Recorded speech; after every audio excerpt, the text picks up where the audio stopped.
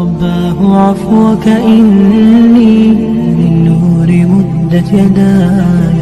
ஒரு கவிஞர் அழகாக சொல்லுவார், வலஸ்து அர ஸஆதத ஜமஅ மாலின், நான் மகிழ்ச்சியை செல்வத்தை சேகரிப்பதில் பார்ப்பதில்லை.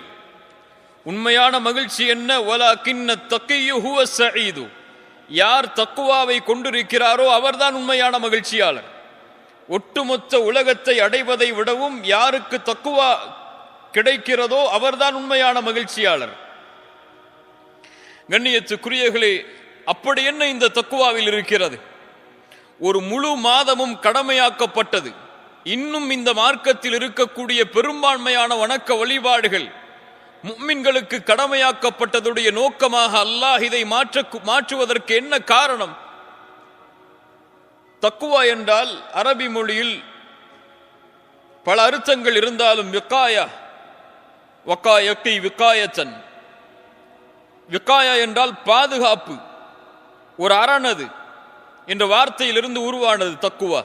இத்தகா யத்தகி, அல்லாஹ் ரப்புல் ஆலமீன் குர்ஆனிலே கேட்கிறான், ஃபகைஃப தத்தகூன் இன் கஃபர்தும் யௌம யஜஅலுல் வில்தானு ஷீபா, எப்படி நீங்கள் உங்களை பாதுகாத்துக் கொள்வீர்கள் சிறுவர்களுடைய குழந்தைகளுடைய முடியும் நரைத்துவிடக்கூடிய அதனுடைய கடுமையின் காரணமாக, அதனுடைய பாதிப்பின் காரணமாக, அதனுடைய பயங்கரத்தின் காரணமாக சிறுவர்களுடைய முடியும் நரைத்து வரக்கூடிய அந்த நாளில் நீங்கள் மறுப்பாளர்களாக வாழ்ந்தால் எப்படி உங்களை பாதுகாப்பீர்கள் என்று அல்லாஹ் ரப்புல் ஆலமீன் பாதுகாப்பிற்கு இந்த வார்த்தையை பயன்படுத்துகிறான் குர்ஆனில். அடிக்கடி நாம் கேட்கக்கூடிய துஆவும் ஒன்றுதான் அதில், வக்கீனா அதாபன்னார், யா அல்லாஹ் எங்களை நரக நெருப்பிலிருந்து பாதுகாத்துக்கொள்.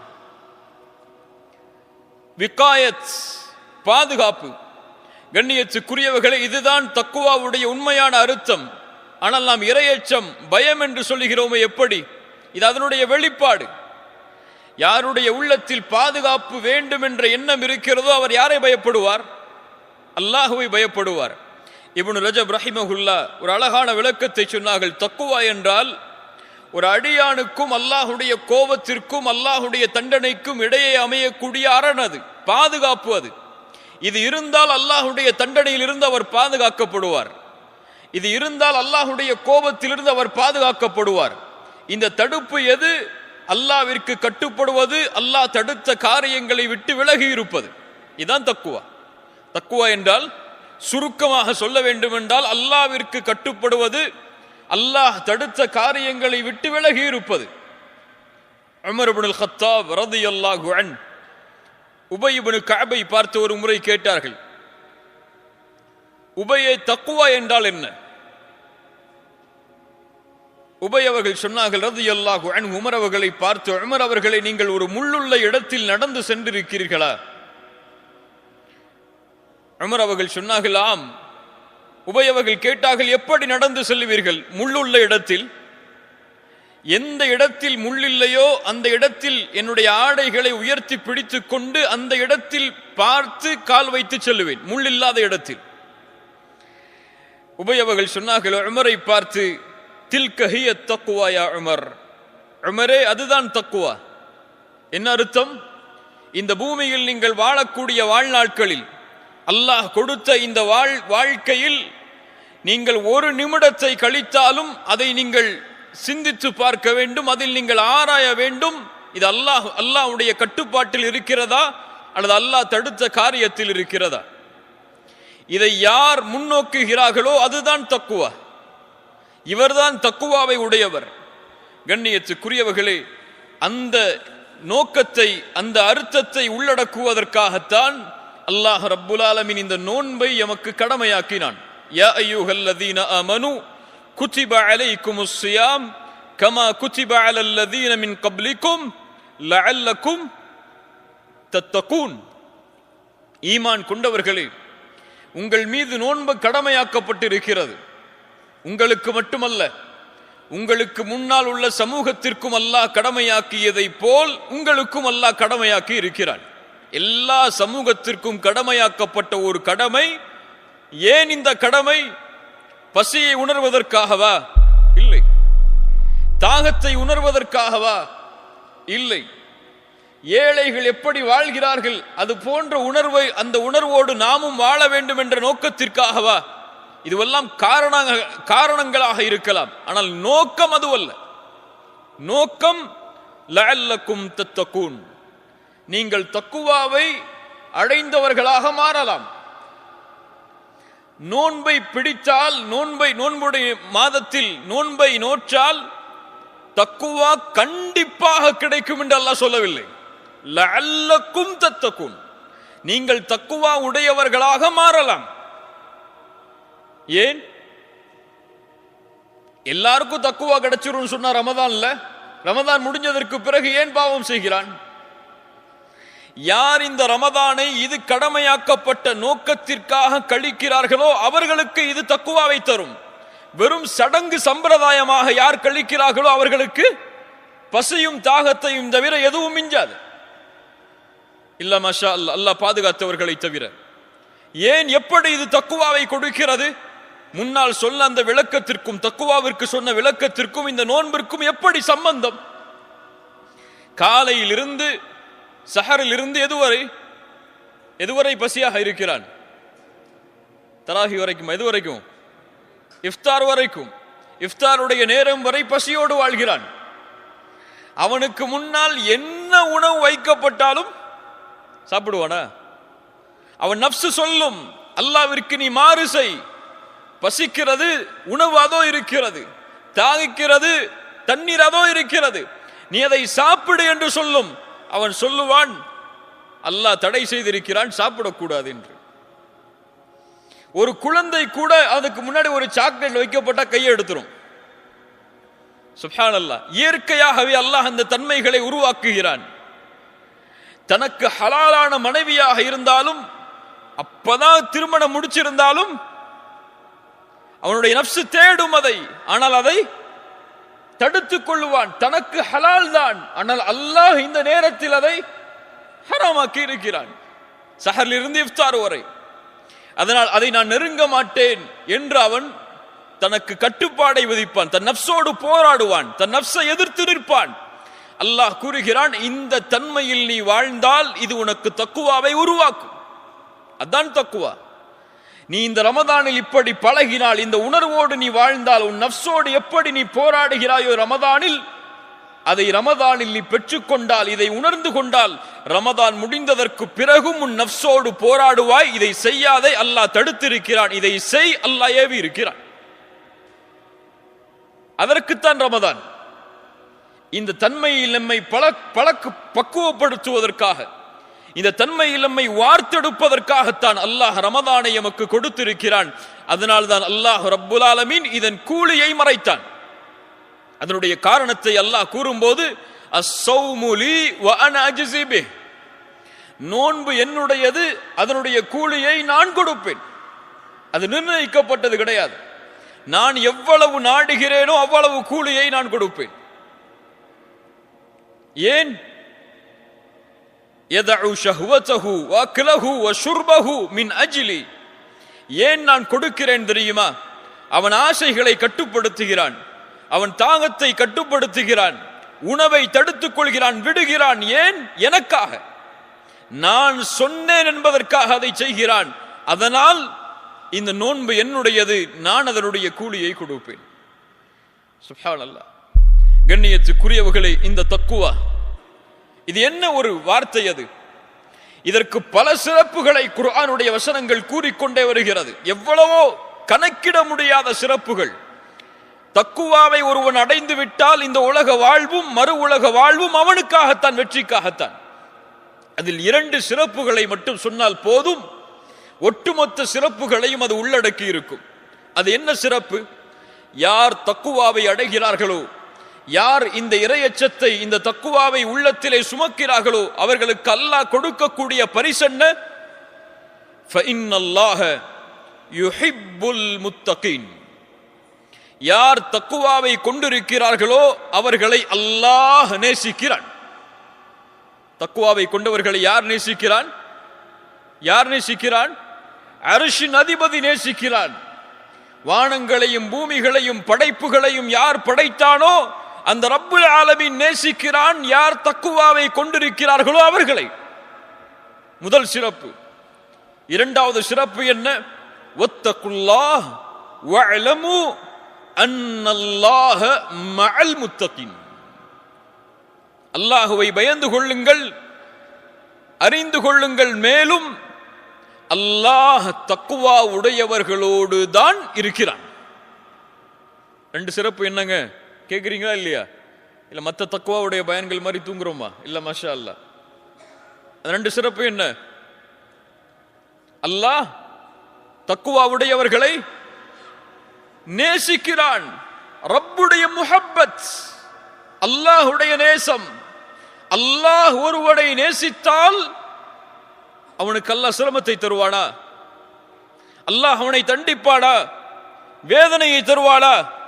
மாட்டான். யாரை அல்லாஹ் நேசிக்கிறானோ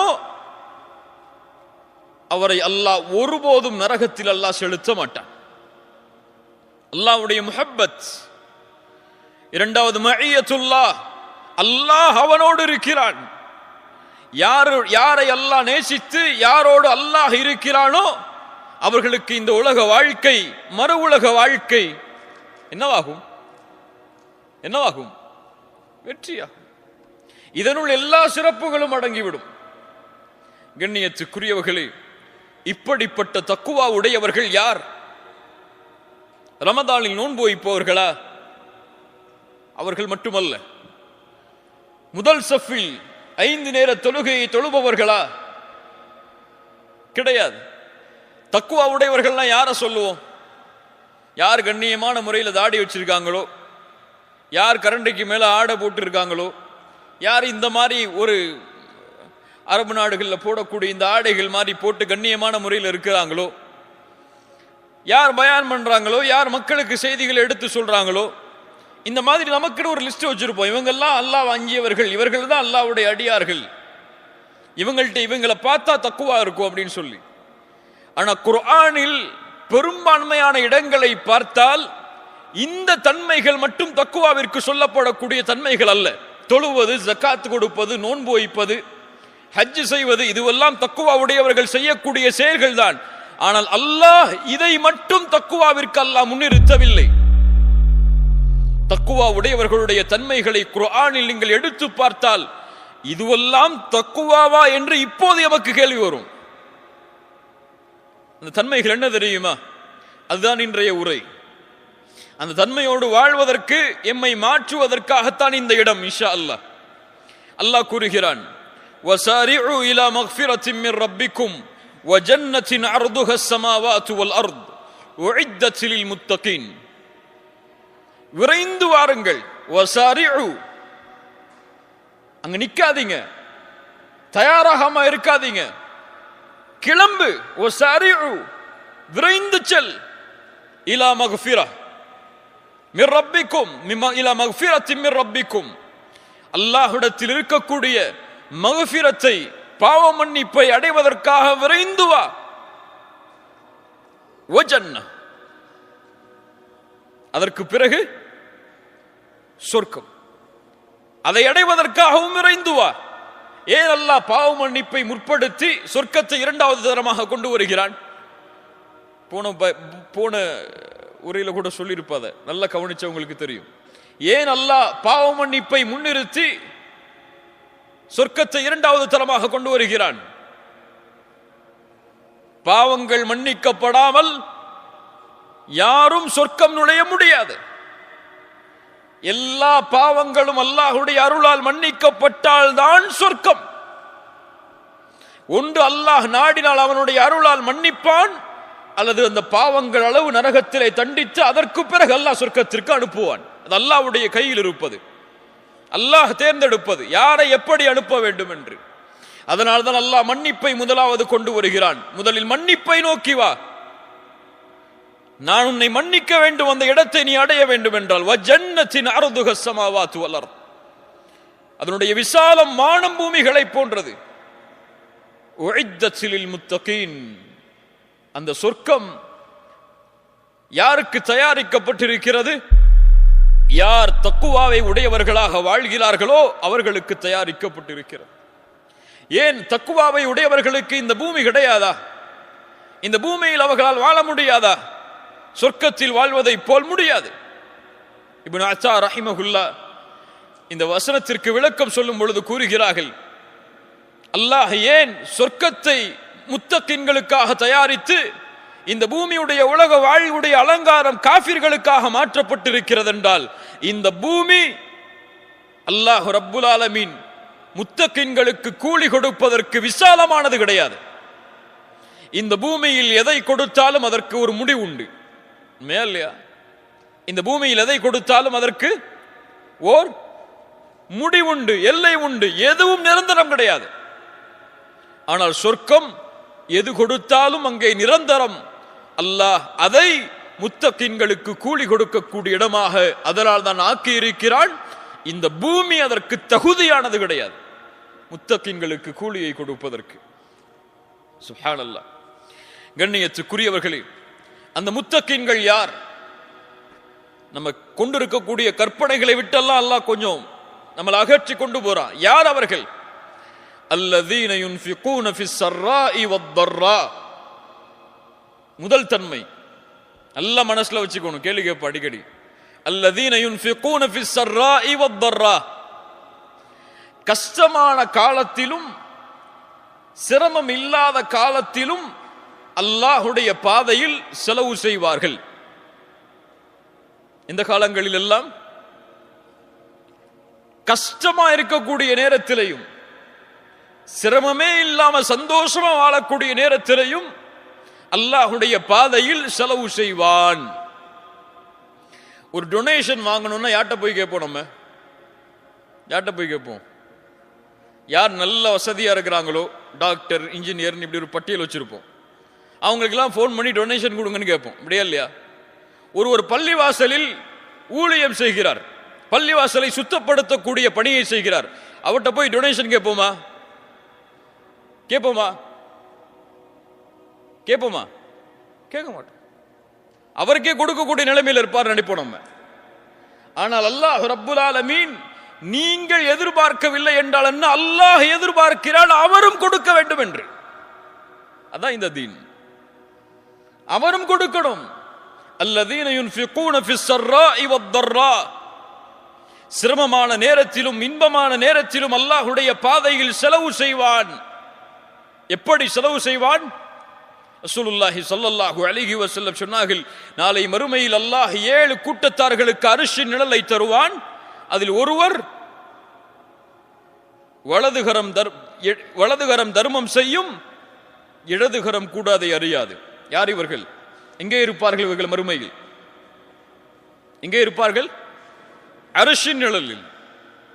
அர்ஷின் நிழலில் எத்தனை பேர் இருப்பாங்க? 7 கூட்டத்தார்கள் யாருன்னு தெரியுமா நமக்கு? எத்தனை பேருக்கு தெரியும் இங்க வந்திருக்கவங்கள?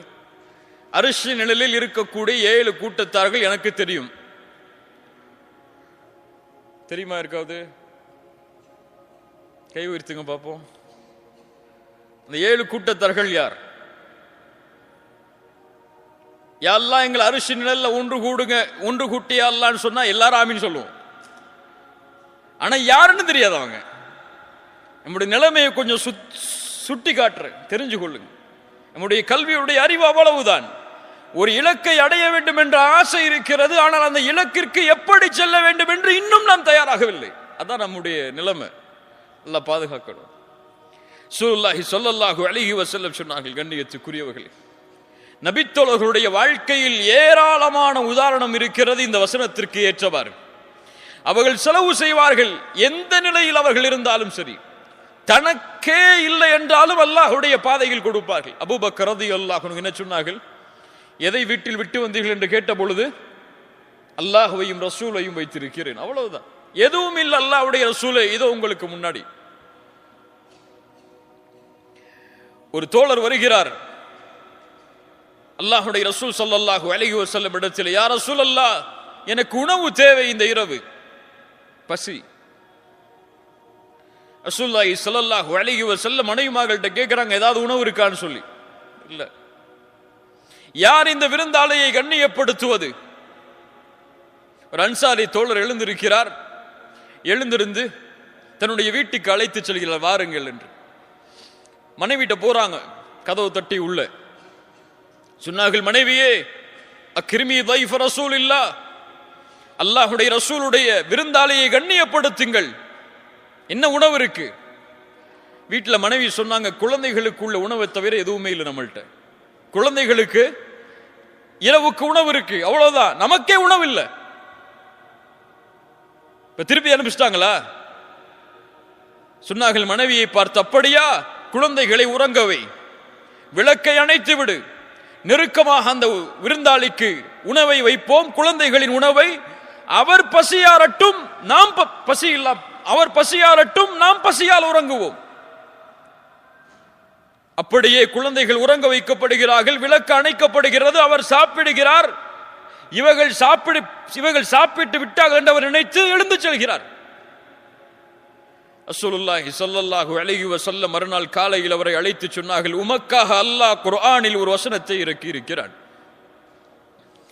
ஒரு ஏழை நபித்தோழருடைய வீட்டில் இரவில் நடந்த செய்தியை அறிந்தவன் யார்?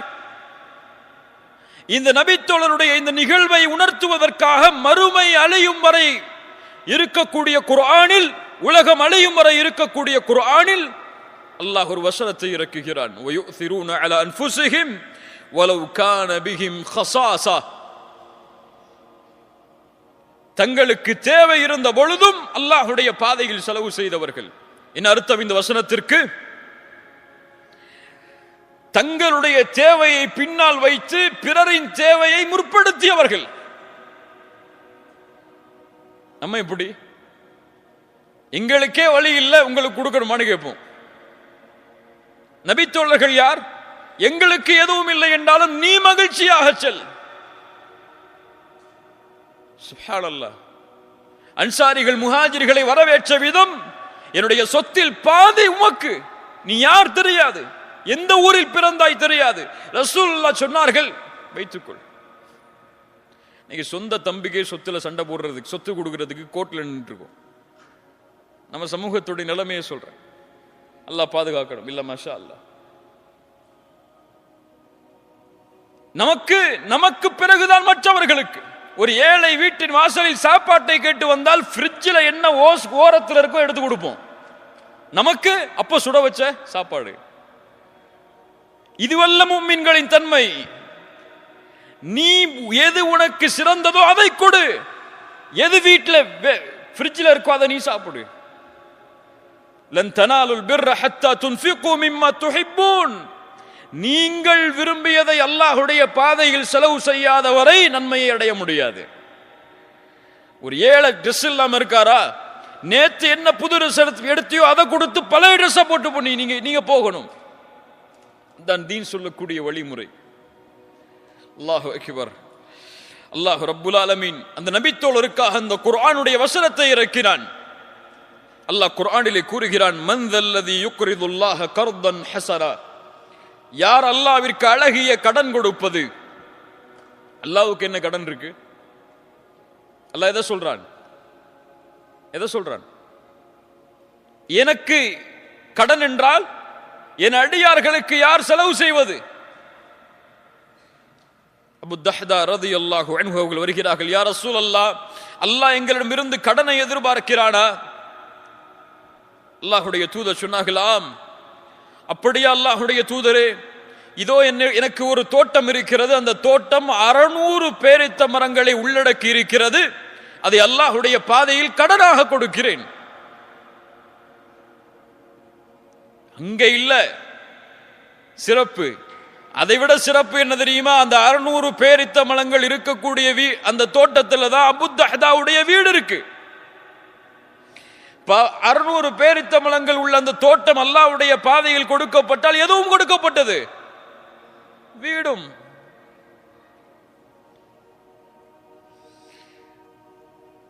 நடந்து வர்றாங்க தோட்டத்தை நோக்கி, மனைவி அழைக்கிறாங்க, மனைவியே வெளியே வா, வீட்டை விட்டு வெளியே வா, அல்லாஹ்வுடைய பாதையில் அதை கடன் கொடுத்து விட்டேன். சுப்ஹானல்லாஹ். இவர்கள் நபித்தோழர்கள், இவர்கள் அல்லாஹ்வுடைய பாதையில் செலவு செய்வதையே நோக்கமாக கொண்டவர்கள். பல நபித்தோழர்கள் போருக்கு செல்வம் கொடுக்க வேண்டும் என்ற நிலைமை வந்தால் அந்த இரவில் உழைத்து அதை அல்லாஹ்வுடைய பாதையில் செலவு செய்வார்கள். சுப்ஹானல்லாஹ். நமக்கு என்ன, ஒரு 100 ரியால் இருக்கா, யாராவது ஒரு பெண்மணி வந்து நிப்பாங்க ஏழ்மையோட, ஒரு 2 ரியால் 3 ரியால் கொடுத்தாலே உள்ளத்துல அப்படியே ஒரு கஷ்டம் வந்துடும். கொடுத்துட்டோமே.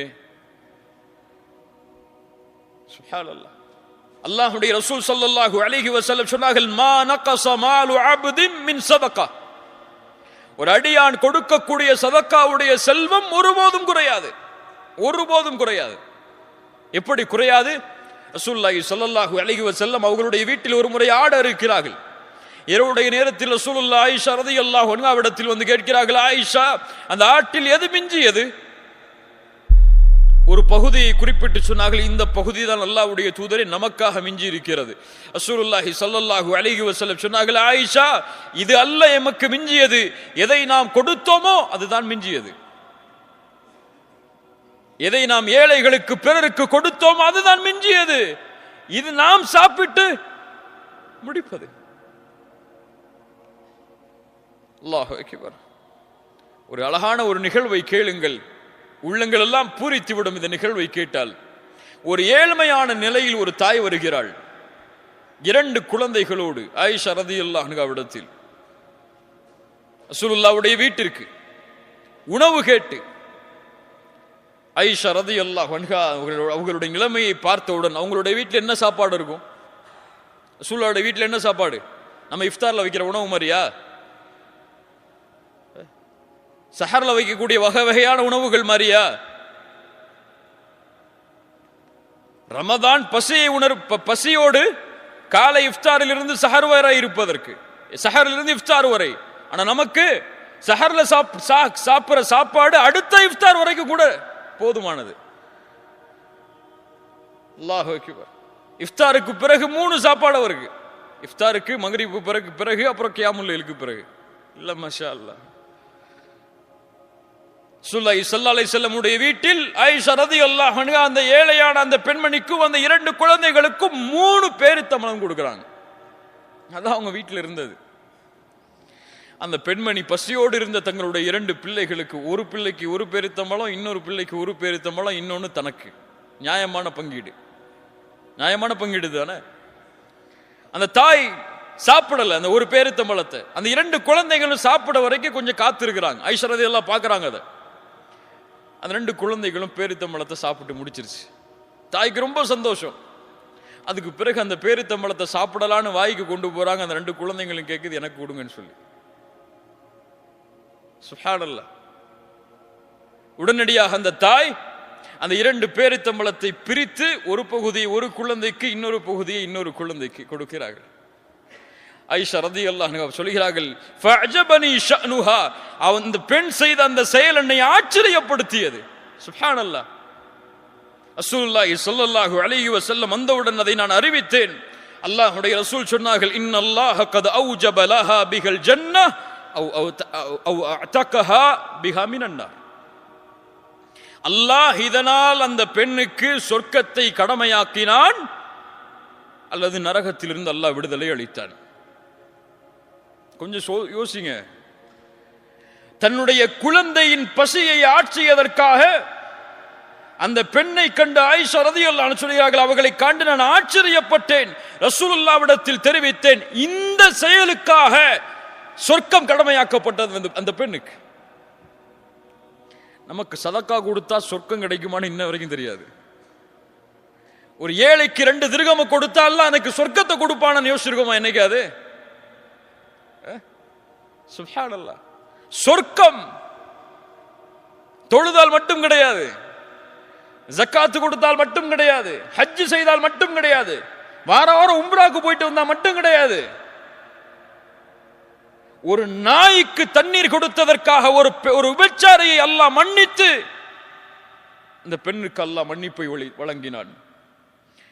இன்னொரு ஆண் தண்ணீர் கொடுத்ததற்காக இன்னொரு நாய்க்கு அல்லாஹ் அந்த ஆணை மன்னித்து அவருக்கு அல்லாஹ் நன்றி செலுத்தினான். இதான் தீன், இதான் நமக்கு கொடுக்கப்பட்ட மார்க்கம். இந்த மார்க்கத்தில் எதை செய்தாலும் அங்கே முடிவு சொர்க்கமாக அமையும்.